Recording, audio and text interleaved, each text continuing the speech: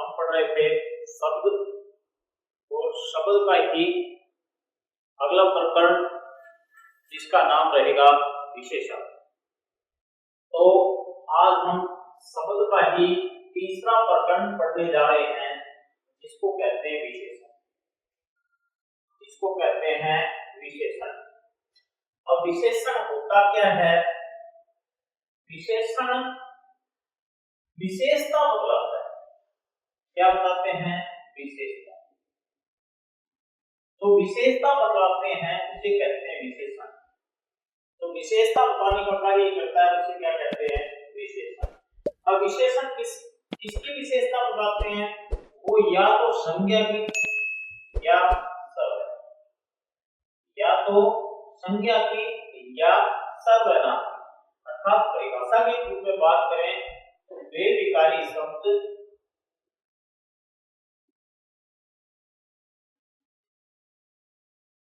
जो संज्ञा व सर्वनाम की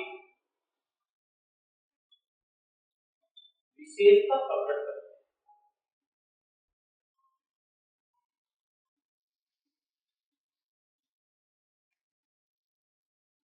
विशेषता प्रकट करते हैं उन्हें विशेषण कहते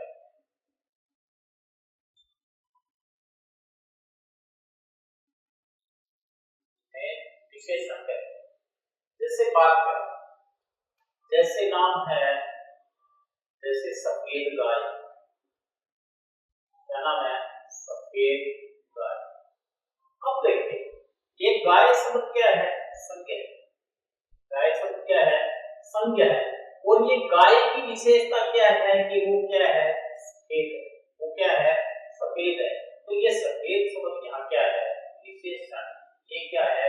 विशेषण है। क्योंकि ये संज्ञा शब्द, जो गाय एक संज्ञा शब्द है, इसकी क्या प्रकट कर रहा है?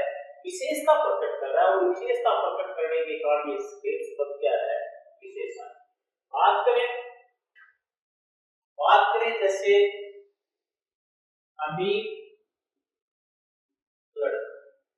अमीर लड़का। अब लड़का क्या है? संज्ञा है। और इसकी विशेषता क्या है? क्या है? वो अमीर है। तो अमीर है तो यहाँ अमीर शब्द क्या है? विशेषण। तो अमीर शब्द क्या है? विशेषण है। अर्थात वे विकारी शब्द जो संज्ञा या सर्वनाम की, जो संज्ञा व सर्वनाम की विशेषता प्रकट करते हुए विशेषण कहते हैं। ये तो दोनों क्या है? संज्ञा। लड़का भी क्या है? संज्ञा। गाय भी क्या है? संज्ञा। लेकिन ये किसकी प्रकट करते हैं? सर्वनाम की विशेषता प्रकट करते हैं। जैसे मैंने बोला वह लड़का, वह लड़का। यद्यपि ये सर्वनाम शब्द है, यद्यपि क्या ये सर्वनाम शब्द है और ये सर्वनाम शब्द है, लेकिन ये संज्ञा शब्द की विशेषता बतलाता है। तो ये भी यहाँ पर क्या है? विशेषण। ये भी क्या है? विशेषण। ये भी क्या है? विशेषण है। तो ऐसे शब्द जो संज्ञा या सर्वनाम की विशेषता प्रकट करते हैं उन्हें क्या कहते हैं? सर्वनाम कहते हैं। सॉरी, संज्ञा या सर्वनाम की विशेषता प्रकट करते हैं उन्हें क्या कहते हैं? विशेषण। अब बात रही कि जो विशेषता प्रकट करते हैं वो तो क्या कहलाते हैं? विशेषण। जैसे यहाँ गाय है, सफेद क्या है? विशेषण है। अमीर क्या है? विशेषण है। तो बात कही कि ये संज्ञा शब्द होते हैं, इनको व्याकरण में क्या कहा जाता है? जो संज्ञा व सर्वनाम जिसकी विशेषता प्रकट की जाती है, तो एक नाम होता है विशेष्य। क्या नाम होता है? विशेष्य। विशेष्य क्या होता है? जिस संज्ञा व सर्वनाम, जिस संज्ञा व सर्वनाम की विशेषता प्रकट की जाती है, जिस संज्ञा व सर्वनाम की विशेषता प्रकट की जाती है, जिस संज्ञा व सर्वनाम की विशेषता प्रकट की जाती है, वे शब्द क्या कहलाते हैं? विशेष्य। वो क्या कहलाते हैं? विशेष्य। जैसे यहाँ मैंने जैसे काला घोड़ा, क्या लिखा? काला शब्द है, काला घोड़ा। अब घोड़ा तो क्या है? संज्ञा। और काला शब्द क्या है? विशेषण। क्या है? विशेषण। काला शब्द क्या है? विशेषण। अब ये तो क्या हो गया? ये हो गया विशेष्य। जिसकी विशेषता बतलाएगी वो क्या हो गया? विशेष्य। और जो विशेषता बतलाई गई है वो क्या है, विशेषण है। वो क्या है, विशेषण। अर्थात जो विशेषता बतलाई जाए, जो विशेषता बतलाई जाए वह तो होता है विशेषण, और जिसकी विशेषता बतलाई जाए, जिस संज्ञा या सर्वनाम की विशेषता प्रकट की जाए वो क्या कहलाते हैं, विशेष्य। वो क्या कहलाते हैं, विशेष्य। तो विशेषण जो विशेषता बतलाने का कार्य करते हैं वो क्या कहलाते हैं, विशेषण। और किसकी विशेषता प्रकट करते हैं ये, या तो संज्ञा की या सर्वनाम की, या क्या किसकी, सर्वनाम की। तो जो संज्ञा व सर्वनाम की विशेषता प्रकट करते हैं उन्हें क्या कहते हैं, विशेषण। क्या कहते हैं, विशेषण। विशेषण एक तो जो विशेषता प्रकट करता है तो विशेषण, और जिस शब्द की विशेषता प्रकट की जाती है, जैसे यहाँ गाय की विशेषता प्रकट की गई या लड़के की गई, यहाँ घोड़े की गई, तो ये शब्द क्या है, विशेष्य। ये क्या है, विशेष्य। तो इस प्रकार से विशेषण और विशेष्य शायद आपके समझ में आ गया होगा। अब आगे की बात करें तो एक विशेषण प्रयोग के आधार पर, इसके आधार पर, प्रयोग के आधार पर विशेषण दो प्रकार के होते हैं। प्रयोग के आधार पर विशेषण, प्रयोग के आधार पर विशेषण कितने प्रकार के होते हैं। पहले भेद की बात करें, विशेषण के भेद, विशेषण के भेद हम दो प्रकार से पढ़ेंगे, एक तो प्रयोग के आधार, एक तो प्रयोग के आधार, एक तो प्रयोग के आधार पर, और एक हम पढ़ेंगे रचना के आधार। किसके आधार पर, रचना के आधार पर। तो पहला आधार है वो किसके आधार पर है, प्रयोग के आधार। किसके आधार पर, प्रयोग के आधार पर। अब प्रयोग के आधार पर विशेषण है वो दो प्रकार के होते हैं। कितने प्रकार के होते हैं, दो प्रकार के। एक होता है उद्देश्य, क्या होता है, उद्देश्य। एक तो उद्देश्य विशेषण, एक तो होता है उद्देश्य विशेषण, और एक होता है, दूसरा होता है, इसका नाम होता है विधेय विशेषण। इसका नाम होता है विधेय विशेषण। अब किसे कहते हैं उद्देश्य विशेषण और किसे कहते हैं विधेय विशेषण। कई बार क्या होता है, कई बार क्या होता है, जैसे जैसे लिखा गरम दूध, जैसे मैंने क्या लिखा, गरम दूध। क्या लिखा, गरम दूध। दूध तो क्या है, विशेष्य, और गरम क्या है, विशेषण है। क्या क्या लिखा, गरम दूध। तो दूध तो क्या है, संज्ञा है, इसलिए विशेष्य, और गरम क्या है, विशेषण। क्या है, विशेषण है। लेकिन अगर मैं ऐसे लिखूं कि केसरी चालाक है, क्या लिखूं, केसरी चालाक है, केसरी चालाक है। अब यहाँ विशेष्य क्या है, केसरी है, और चालाक क्या है, विशेषण है। तो यहाँ आप देखेंगे कि कभी विशेषण पहले आ रहा है और कभी विशेष्य पहले आ रहा है।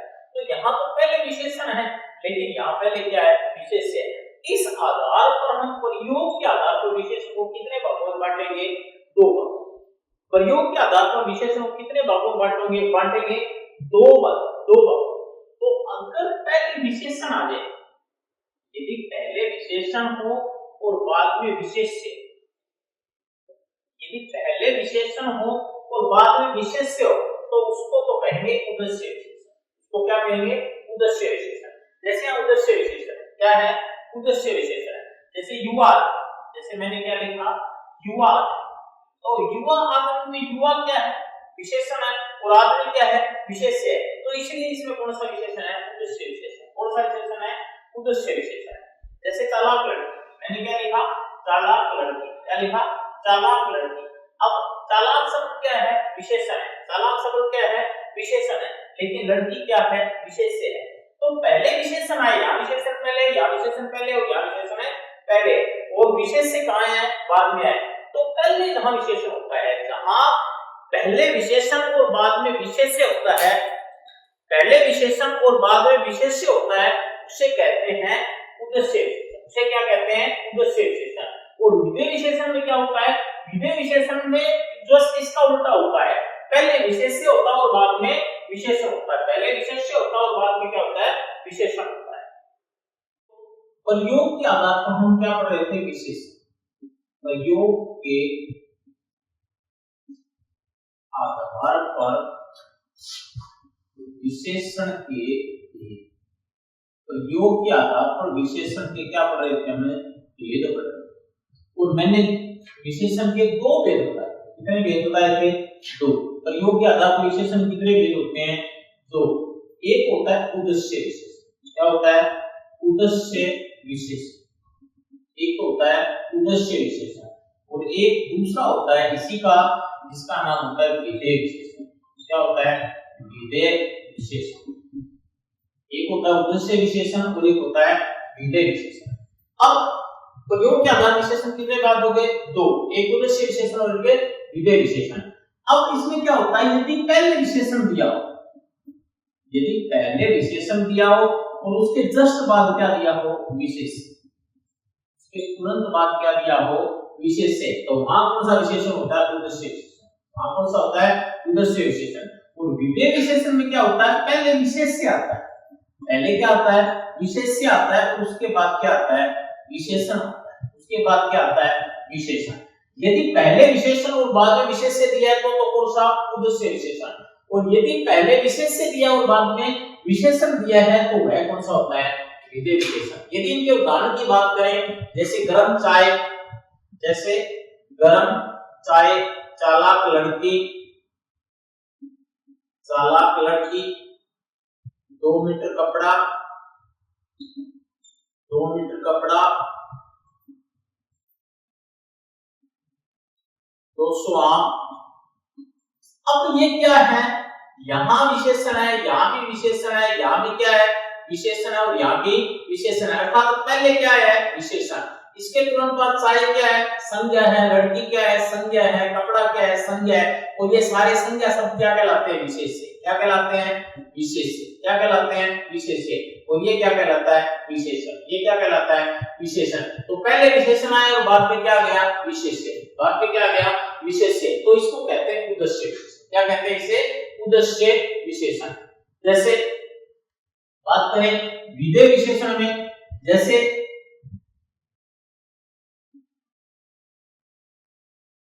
जैसे राम चालाक, राम चालाक। अब यह राम शब्द क्या है? संज्ञा है। और जो संज्ञा होता है उसको क्या कहते हैं? विशेष से। उसको क्या कहते हैं? विशेष से। और राम की क्या विशेषता है? वो क्या है? चालाक है। जो विशेषता बताने का कार्य करते हैं उसे क्या कहते हैं? विशेषण। उसकी क्या क्या कहते हैं? जैसे मैंने लिखा सीता ईमानदार है, सीता ईमानदार, सीता ईमानदार है। अब सीता की क्या विशेषता है कि वो कैसी है? ईमानदार है। सीता क्या है? ईमानदार है। तो पहले क्या आया? संज्ञा। और जो संज्ञा होता है उसको क्या कहते हैं? विशेष से। उसको क्या कहते हैं? विशेष से। और जो बाद में आता है, जो जो विशेषता बताने का कार्य करते हैं उसे क्या कहते हैं? विशेषण। उसे क्या कहते हैं? विशेषण। तो इस प्रकार से प्रयोग के आधार पर विशेषण कितने भेद होते हैं? दो। उद्देश्य विशेषण, जिसमें विशेषण पहले आता है और विशेष से बाद में आता है, उसे कहते हैं उद्देश्य विशेषण। और विधेय विशेषण, जिसमें विशेष से पहले आता है, विशेषण बाद में आता है, उसे क्या कहते हैं? विधेय विशेषण कहते हैं। इस प्रकार प्रयोग से आधार पर विशेषण के कितने भेद होते हैं? दो भेद। विशेषण के अगले भेद की बात करें तो जो हमने अभी पढ़ा था प्रयोग के आधार पर विशेषण के भेद, अगला भेद है जिसका नाम है रचना के आधार पर विशेषण के भेद। रचना के आधार पर विशेषण के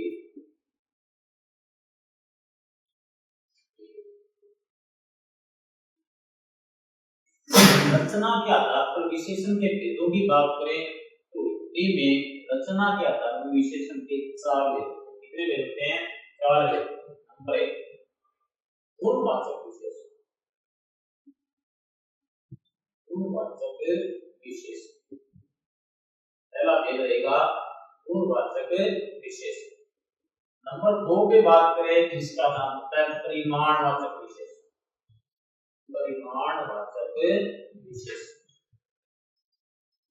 दूसरे भेद की बात करें तो दूसरा होता है परिमाणवाचक विशेषण। और तीसरे भेद की बात करें तो वो होता है संख्यावाचक विशेषण। संख्यावाचक विशेषण। और अंतिम भेद यानी चौथे भेद की बात करें तो उसे कहते हैं संकेतवाचक विशेषण। संकेतवाचक विशेषण। यद्यपि कुछ प्राचीन विद्वान विशेषण का एक और भेद भी स्वीकार करते हैं, जिसको बोलते हैं व्यक्तिवाचक विशेषण, उसको बोलते हैं व्यक्तिवाचक विशेषण। लेकिन वो अलग से विशेषण का कोई भेद नहीं होता, वो गुणवाचक विशेषण का ही उपभेद होता है। वो किसका भेद होता है? गुणवाचक विशेषण का ही एक उपभेद होता है, इसीलिए उसे अलग से पढ़ने की आवश्यकता नहीं होती ही।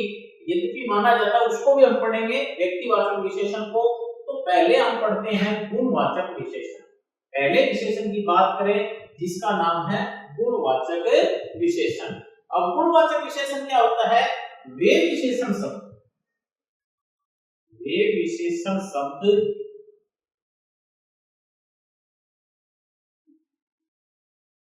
जो संज्ञा शब्दों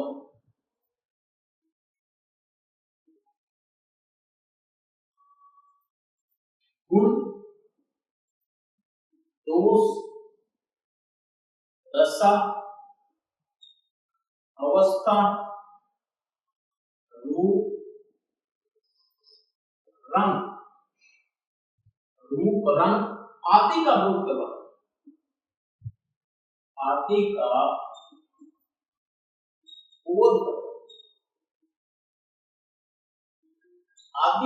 करवाते हैं, उन्हें कहते हैं गुणवाचक विशेषण। किसका? गुण का। यद्यपि नाम गुणवाचक विशेषण है, लेकिन गुण के साथ दोष, दशा, अवस्था, रूप, रंग आदि का जो बोध करवाते हैं उन्हें क्या कहते हैं? गुणवाचक विशेषण।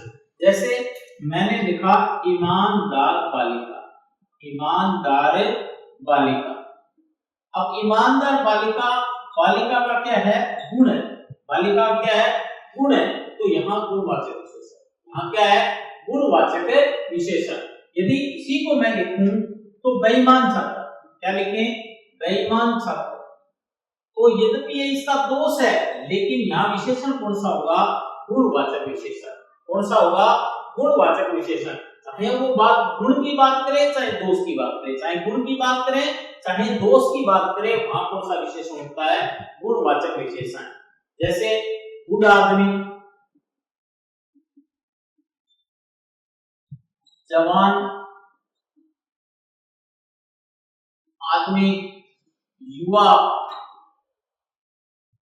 बात करें, जवान की बात करें, बूढ़ा की बात करें, सब में क्या होता है? गुणवाचक विशेषण होता है। प्रौढ़ की बात कर ले, चाहे प्रौढ़ की बात कर ले, तो यहाँ भी कौन सा विशेषण है? गुणवाचक विशेषण। इसके आगे यदि संज्ञा शब्द लग जाए, युवा आदमी, प्रौढ़ महिला, तो इनके आगे यदि कोई संज्ञा शब्द लग जाए तो ये शब्द कौन से होते हैं? इसमें शामिल किए जाते हैं गुणवाचक विशेषण में। किसमें शामिल किए जाते हैं? गुणवाचक विशेषण में शामिल किए जाते हैं। चाहे बूढ़े की बात करें, चाहे जवान की, चाहे युवा की, चाहे प्रौढ़ की, तो यहाँ कौन सा विशेषण होता है? गुणवाचक विशेषण। जैसे खट्टा संतरा, मीठा आम, खट्टा, मीठा, चटपटा, खारा, ये शब्द भी किसमें शामिल किए जाते हैं? गुणवाचक विशेषण में। किसमें शामिल किए जाते हैं? गुणवाचक विशेषण में शामिल किए जाते हैं। ये संज्ञा शब्दों की क्या बुला रहे हैं? विशेषता। और कौन सी विशेषता? गुण से संबंधित, गुण या दोष से संबंधित विशेषता बुला रहे हैं, इसलिए इसमें कौन सा विशेषण है? गुणवाचक विशेषण। जैसे मुलायम में भी कौन सा है? गुणवाचक विशेषण। जैसे कठोर पत्थर होता है, मुलायम कपड़े की बात कर ले या मुलायम रबड़ की बात कर ले, तो इसमें कौन सा होता है? गुणवाचक विशेषण है होता है। मुलायम शब्द में कौन सा है? गुणवाचक विशेषण है। खुरदरा की बात कर ले, खुरदरा शब्द में भी कौन सा है? गुणवाचक विशेषण। खुरदरा शब्द में भी कौन सा विशेषण है? गुणवाचक विशेषण। ऐसे सुंदर लड़की, कुरूप लड़का, तो यहाँ भी कौन सा विशेषण है? गुणवाचक विशेषण है। कौन सा विशेषण है? गुणवाचक विशेषण है। ऊंचा भवन, ऊंचा, नीचा, ये शब्द भी किसमें शामिल किए जाते हैं? गुणवाचक विशेषण में शामिल किए जाते हैं। किसमें शामिल किए जाते हैं? गुणवाचक विशेषण में शामिल किए जाते हैं। तो वे विशेषण शब्द जो संज्ञा शब्दों के गुण, दोष, दशा, अवस्था, रूप, रंग आदि का बोध करवाते हुए गुणवाचक विशेषण कहते हैं। जैसे ईमानदार गुण है, लेकिन बेईमान क्या है? दोष है। बूढ़ा आदमी, जवान आदमी, युवा महिला या प्रौढ़ आदमी, खट्टा संतरा, मीठा आम, चटपटी सामग्री जैसे खारा, अन्य कोई सेब वगैरह कह सकते हैं। जैसे खट्टा मीठा कुछ भी है, ऊंचा आ जाए चाहे नीचा आ जाए, चाहे सुंदर आ जाए, चाहे कुरूप आ जाए, चाहे कुंदर आ जाए, कठोर आ जाए, ये सब के सब किसमें शामिल किए जाते हैं? गुणवाचक विशेषण में शामिल किए जाते हैं। इनको किसमें शामिल किया जाता है? गुणवाचक विशेषण में शामिल किया। अब गुणवाचक विशेषण में कंपेरेटिव है गुणवाचक विशेषण।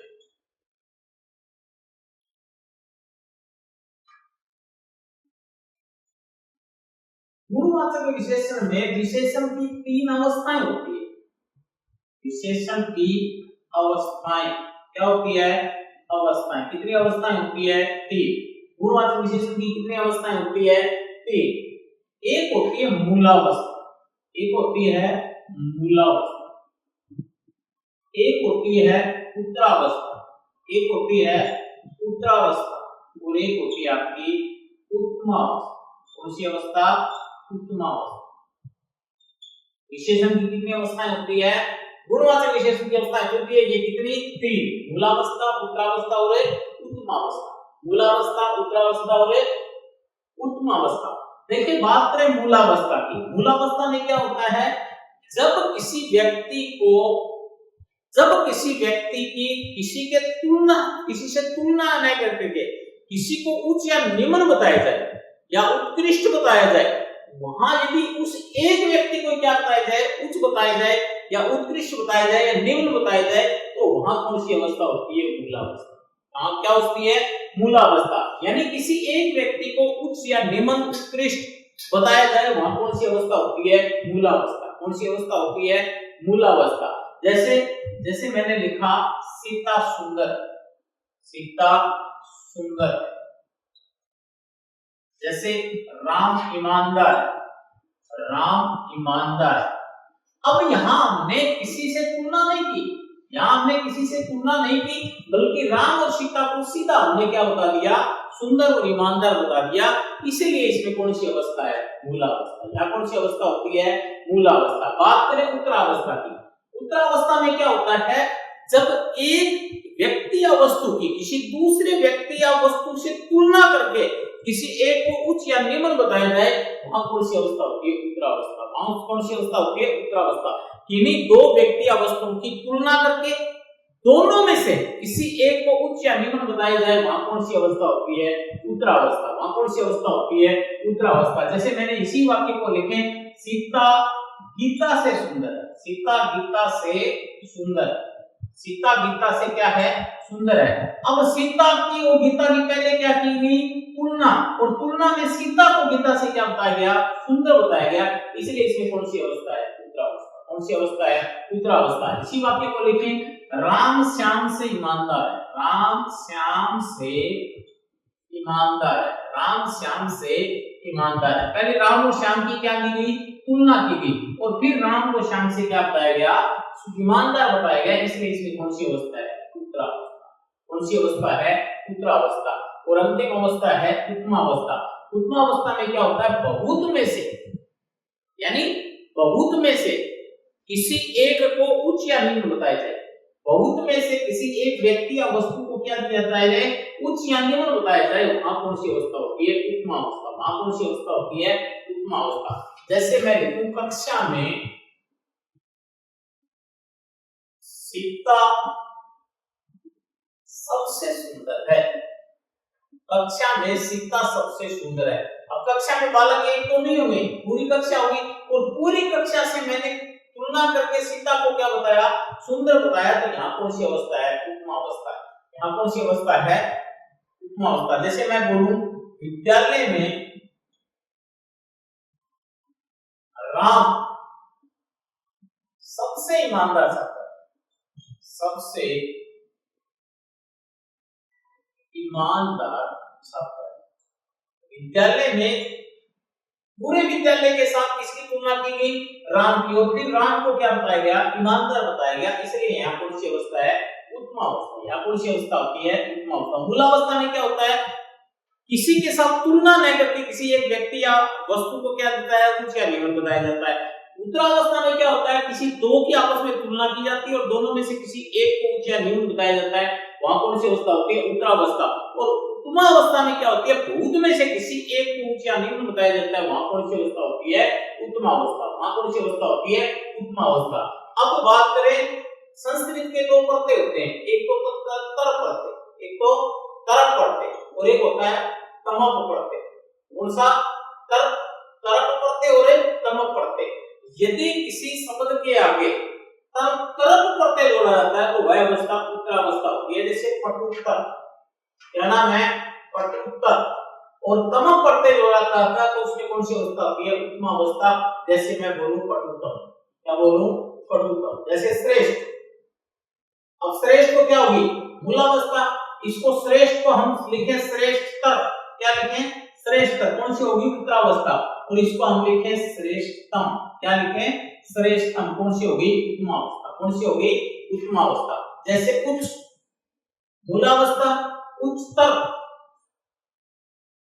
उच्चतर कौन सी अवस्था होगी? उत्तरावस्था। और मैं लिखूं उच्चतम, ये कौन सी होगी? उत्तमावस्था। ये कौन सी होगी? उत्तमावस्था। तो इस प्रकार से हम गुणवाचक विशेषण की कितनी अवस्थाएं होती है? 3 अवस्थाएं, मूलावस्था, उत्तरावस्था और उत्तमावस्था। इस ये बात आपको समझ में आ गई होगी। आज के लिए